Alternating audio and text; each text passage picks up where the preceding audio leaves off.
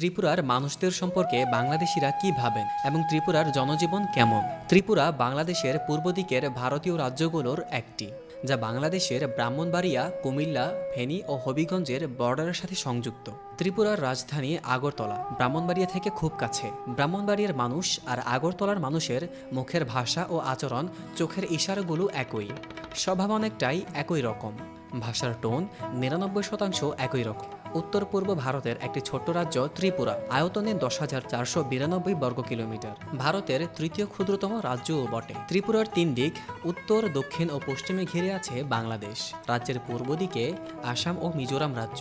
বাঙালি ও জনজাতির হৃদ্যতাপূর্ণ অবস্থান এই রাজ্যে। ভাষা মূলত বাংলা এবং ককবরক। লোকসংখ্যা প্রায় ৩৭ লক্ষ। ত্রিপুরার দক্ষিণ দিকে সিপাহীজলা থেকে শুরু করে দক্ষিণ দিকটা পুরোটাই আবার কুমিল্লার টোনে কথা বলে। কুমিল্লার পাশে যে শহর রয়েছে তার মধ্যে সোনাইমুড়া অন্যতম।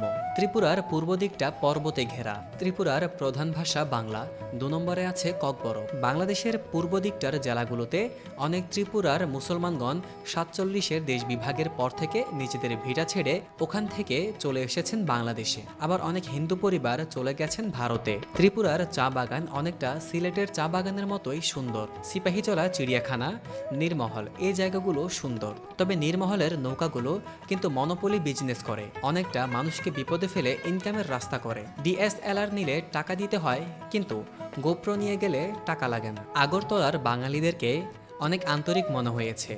অবাঙালিরা প্রয়োজনীয় কথা ছাড়া কথা বলেন না।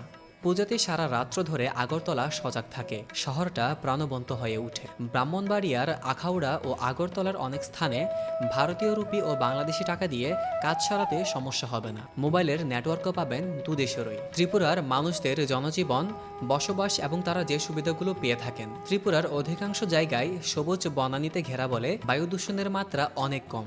অপরাধমূলক ঘটনা সংঘটিত হলেও বিচ্ছিন্ন ঘটনাক্রম হিসেবেই ধরা হয়।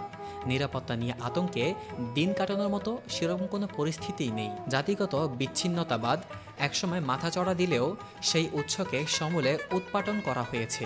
ফলে এসব নিয়ে ভাবনার দিন আর নেই। ত্রিপুরা থেকে বিমানে ৫০ মিনিটে কলকাতা আর ৪ থেকে ৪.৫ ঘন্টায় পৌঁছে যাওয়া যায় ভারতের রাজধানী দিল্লিতে।